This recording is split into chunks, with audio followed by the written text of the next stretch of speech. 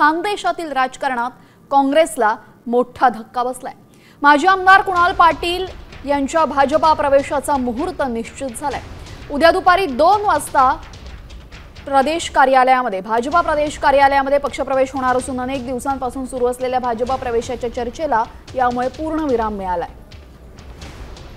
कुणाल पाटील राहुल गांधींचे निकटवर्ती आणि काँग्रेसचा युवा चेहरा आहेत। कुणाल पाटील यांचं कुटुंब 3 पिढ्यांपासून काँग्रेसमध्ये सक्रिय राहिले, मात्र आता त्यांनी काँग्रेसला रामराम ठोकलाय।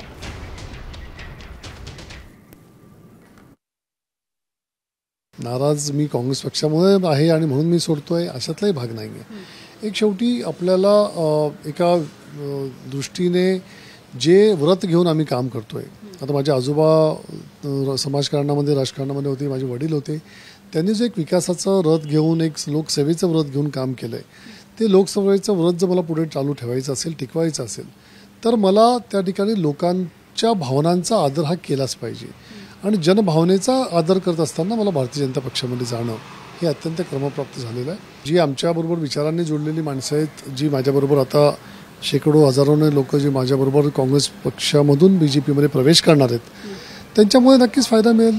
कुणाल पाटलांनी हा आत्मघाती निर्णय घेऊ नये।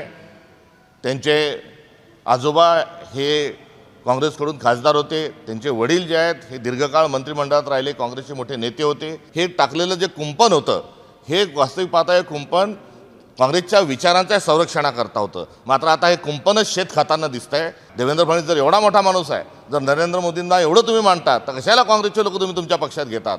कुणाल पाटलांचे जे पंजोबा होते आनंदराव, त्या आनंदरावांना आज खूप दुःख होत असेल, एवढंच या निमित्ताने मी सांगू इच्छितो। आता isakal.com आहे देशातील नंबर 1 ची मराठी न्यूज वेबसाईट।